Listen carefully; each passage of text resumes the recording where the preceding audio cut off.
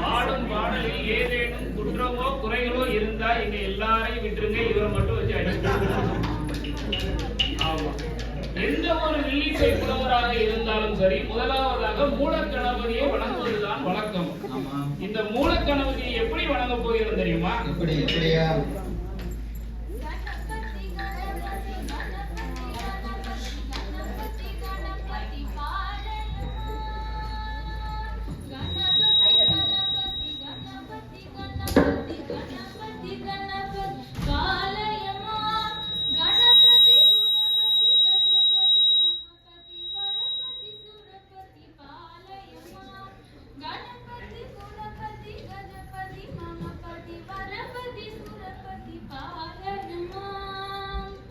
விநாயகா சரணம் அப்பனே விநாயகா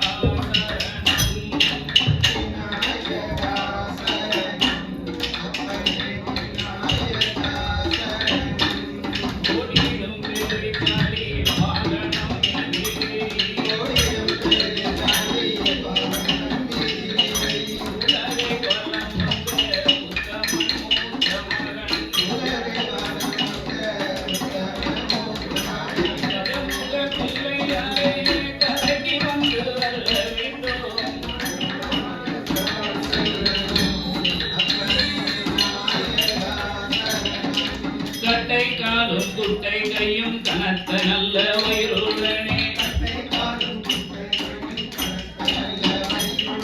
மோதக உருண்டைக்கு தான் ஜூரிலும் வந்தவனே கண்ணனின் முகமாக என் முன்னால் வந்து அருள வேண்டும்.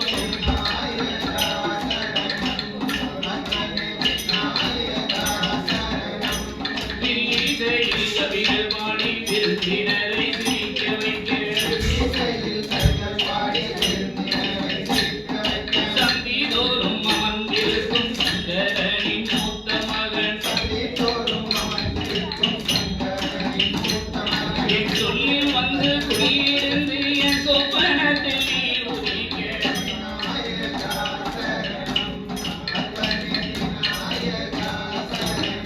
விநாயகா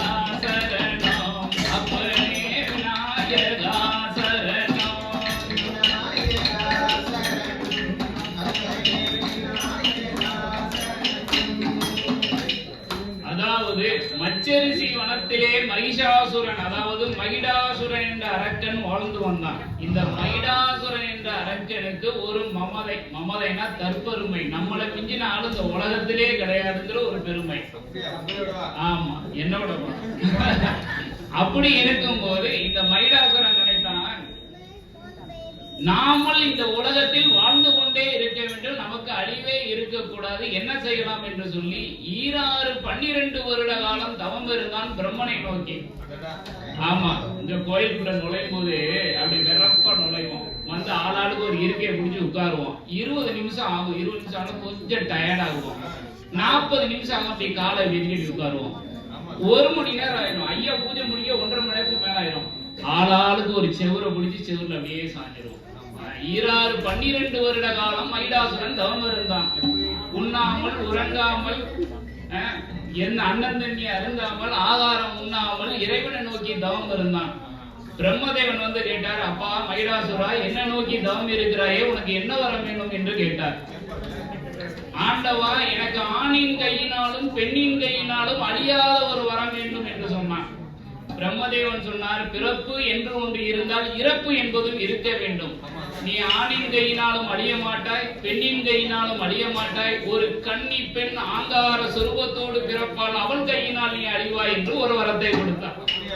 ஆமா, பிரம்மன் நினைச்சான், ஆம்பளை கையினாலே நான் அழிய மாட்டேன், பெண்கள் கையினாலே அழிய மாட்டேன், ஒரு கன்னி பொண்ணு ஒரு சிறு குழந்தை என்ன செஞ்சிட போது, அது ஒண்ணு என்ன அழிச்சிடாது என்று எண்ணிக்கொண்டு மச்சரிசி வனத்தில் உள்ள தேவர்களையும் மூவர்களையும் எப்படி கொடுமை செய்தான் தெரியுமா? செத்த மாட்ட சுமக்க சொல்லி செவிட்ட அடித்திடுவான், சாராயத்தை சுமக்க சொல்லி சங்கதில மிதித்திடுவான், மறுகூடத்தை சுமக்க சொல்லி கையில கொட்டிடுவான்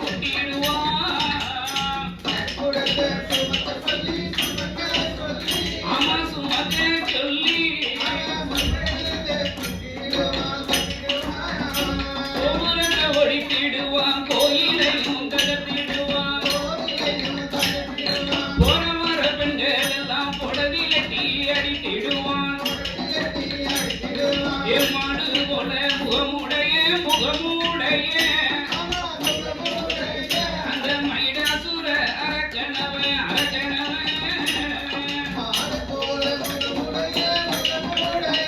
ஆமா முகமுடைய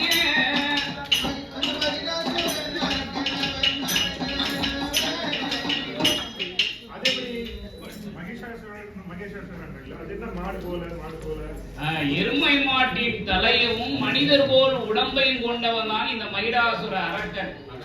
ஆமா நமக்கெல்லாம் இருக்க மாதிரி தலை அவருக்கு கிடையாது. எருமை மாட்டின் தலை கொண்டவன் தான் இந்த அரக்கன்.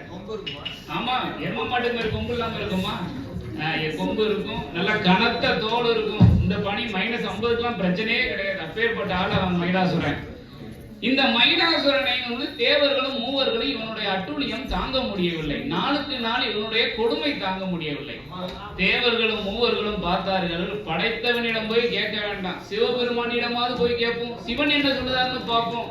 அப்ப அவங்க எல்லாரும் ஒரு கூட்டத்தை கூட்டணும்ல. தனியா இப்ப நான் ஒரு ஆளு கோயிலுக்கு வந்து ஒண்ணு ஆக நீங்க எல்லாரும் வந்ததுனாலதான் ஒரு விழாவா இருக்கு. ஆமா இப்ப நம்ம வில்லுப்பாட்டு குரூப் ஒரு வாட்ஸ்அப் குரூப் வச்சேன். முதல்ல 10 நாளைக்கு முன்னாடி 40 பேர் வந்தாங்க. ஆமா ஆமா 4 நாளைக்கு முன்னாடி பார்த்தேன் 20 பேர் ஆச்சு. இன்னைக்கு காலையில பார்த்தேன் 4 பேர் ஆச்சு. ஆமா வாட்ஸ்அப் குரூப்னா பயங்கரமான குரூப். அங்க நல்ல வேலை கைலாசத்துல வாட்ஸ்அப் குரூப் இல்ல.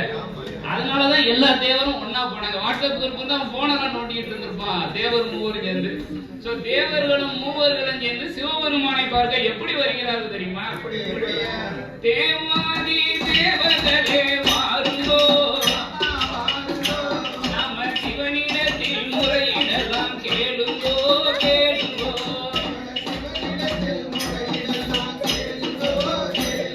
இந்த மகுடத்தையும் அட்டகாசம் பாருங்கோ, மகா சிவனிடத்தில் முறையிடலாம் பாருங்கோ பாருங்கோ. இந்த மகுடைய பூசத்து இவன் போவானோ, மன சங்கடங்கள் எப்போடி நீ வாழுவோ வாழுவோ. இந்த நீசைய பூசத்து இவன் போவானோ, நம்ம நிம்மதியாய போனாம வாழுவோ வாழுவோ.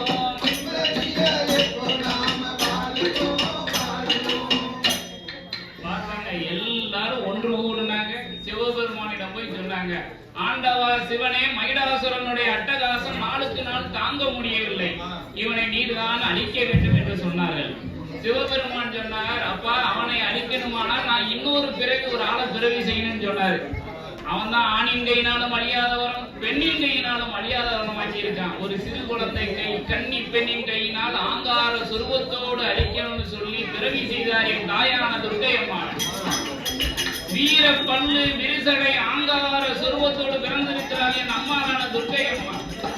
ஆமா அவ வடக்கே விழுந்த கடை வடகடலும் நீராடும், தெற்கே விழுந்த கடை தென்கடலும் நீராடும், கிழக்கே விழுந்த கடை கீழ்கடலும் நீராடும், மேற்கே விழுந்த கடை மேற்கடலும் நீராடும், வடக்கே விழுந்த சடை வடகடல்ல நீராடிச்சு, உச்சியில விழுந்த சடை இந்த உலகம் பூரா நீராடிச்சு. அப்பேற்பட்ட என் தாய் துர்க்கையம்மா வந்து பிறந்தா.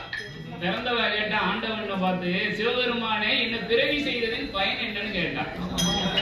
ஆமா ஏமா மச்சரிசி வனத்துல மைடாசுரன் என்று சொல்லி ஒரு அரக்கன் இருக்க, அவனை நீ அழிச்சிட்டு வாமா, அவனை அதுக்குதான் பிறவி செய்தேன் என்று சிவன் சொன்னார். அவனை அழிச்சிட்டு வந்தா எனக்கு என்ன தருவேன்னு கேட்டான். நல்லா இருக்க பெண்ணுக்கே நாட்டுல மாப்பிள்ளை கிடைக்கல, அழகா இருக்க ஆம்பளை பையனுக்கு பொண்ணு கிடைக்க மாட்டேங்குது. என்ன ஆங்கார சுருவத்தோடு வீர பல்லு விரிசடையோட பிறவி செய்திருக்கிற என்ன யாரு கல்யாணம் பண்ணுவாங்க? ஆமா இப்ப இவரு மைக்ரோசாப்ட்ல வேலை பார்த்தாரு. சும்மா நைட் 8 மணி நேரம் உட்கார்ந்து இருப்பாரு. வருஷத்துக்கு 200 வேணும்ல, சும்மா யாராவது இருப்பாங்கல்ல. அது மாதிரி அம்மாவை பிறவி செய்தா சும்மாவா? அவளுக்கு யாரு அவளை தாலி கட்டுறது? எம்மா மைடாசுரனை அழித்துட்டு வா, உன்னை நான் கல்யாணம் பண்ணிக்கிட்டேன்னு சொன்னார். என் தாயான துர்க்கை அம்மாள் ஓடி போய் மகிடாசுரனை 10 விரலும் கொண்டு பதித்தாள் தொண்டையிலே. மகிடாசுரனோட ஒரு சொட்டு ரத்தம் தலையில் விழுந்தது, 1000 மகுடம் பிறந்தான். 2 சொட்டு ரத்தம் விழுந்தது, 1000 மகுடன் பிறந்தான். பார்த்தால் அம்மா இவனை அழிக்க முடியாது என்று சொல்லி வேதாளத்தை வரவழைத்து இவள் விரலை பதிக்கும் போது வேதாளம் ரத்தத்தை குடித்தது. ஒரு சொட்டு ரத்தம் கூட தரையில் விழல. மகிடாசுரன் சொன்னா, அம்மா தாயை என்னை விட்டுடு, உனக்கு வாகனமா நான் வரேன்னு சொன்னான். சிங்கமுக வாகனமா என் தாய் அவனை வைத்துக் கொண்டார். அதனாலதான் இந்த திருவாசிக்கு மேல சிங்கம் இருக்கு, இந்த பின்னாடி சிங்கம் இருக்கு, எல்லா இடத்துலயும் சிங்கம் இருக்கு. துர்க்கை அம்மாளுக்கு காரணமே மகிடாசுரன் அன்னைக்கு சொன்னவன் தான் வாக்கு. அன்னையில இருந்து இந்திய வர அவன் தான் வாகனம் இந்த துர்க்கை அம்மாளுக்கு, சும்மா கிடையாது. மகிடாசுரனை அழைச்சிட்டு சிவபெருமான்ட்ட வந்தா. எப்படி வந்தா தெரியுமா? தாலிக்கு தான் ஆசைப்பட்டு தலையெடுத்தேனே, தாலிக்கு தான் ஆசைப்பட்டு தலையெடுத்தேனே, அந்த தாரகனை நான் அளித்தேன் தாலிக்கு தானே, நான் வேலிக்கு தான் ஆசைப்பட்டு வெட்டி வந்தேனே, அந்த வேடனை தான் நான் அளித்து இங்கு வந்தேனே,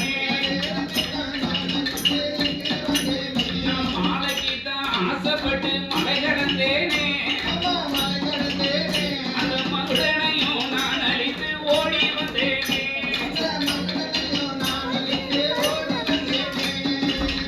ஆண்டவா சிவபெருமானே, தாலிக்கு ஆசைப்பட்ட மகுடனோட தலையெடுத்தேன், வேலிக்கு ஆசைப்பட்ட மகுடனை வெட்டிட்டு வந்திருக்கேன். ஆமா, நீங்க மாலை போடுவேன்னு மாலைக்கு ஆசைப்பட்டேன், மச்சரிசி மலையை கடந்து வந்திருக்கேன்.